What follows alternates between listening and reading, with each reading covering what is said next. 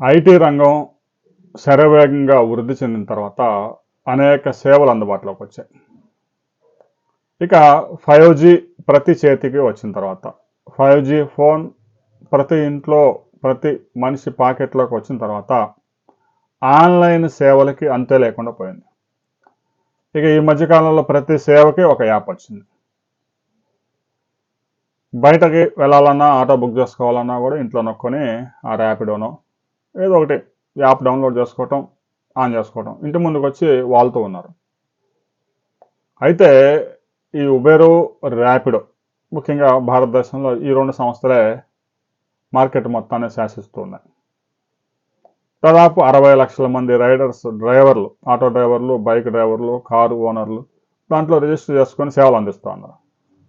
వారికి వచ్చిన ఆదాయంలో 45% ఈ సంస్థలు కాజేయడంతో డ్రైవర్లు ఆందోళనకు దిగుతూ ఉన్నారు.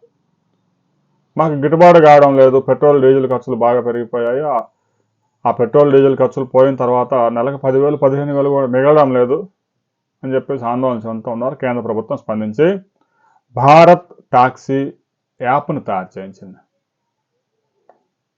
ఈ యాప్ ప్రయోగాత్మకంగా ఢిల్లీలో ప్రయోగించారు, గుజరాత్లో కూడా ప్రవేశపెట్టారు, ముంబైలో కూడా సేవలు ప్రారంభమయ్యాయి. అద్భుతమైన ఫలితాలు ఇచ్చింది. ఇప్పటికే 35 కోట్ల రూపాయలు డ్రైవర్ల ఖాతాలకు నేరుగా పడిపోయాయి.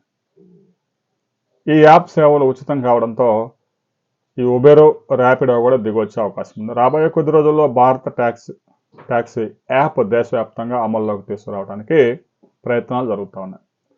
ఈ యాప్ కనుక దేశవ్యాప్తంగా అమల్లోకి వస్తే ఇక ఉబెరు, ర్యాపిడో దిగి రావాలి, లేదంటే మూసేసుకోవడం తప్ప వేరే ఆప్షన్ వారికి లేదు.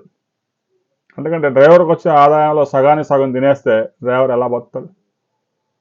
అందుకే భారత్ టాక్సీ యాప్ మీరు కనుక ఉపయోగిస్తే, మీరు కనుక డ్రైవర్లు అంటే వాహనాలు కనుక మీరు దాంట్లో రిజిస్ట్రేషన్ చేసుకుని సేవలు అందిస్తూ ఉంటే గతంలో వచ్చిన ఆదాయం ఎంత ఉంది, ఇప్పుడు ఎంత ఆదాయం వస్తూ ఉంది అనే విషయాన్ని కామెంట్ చేయండి.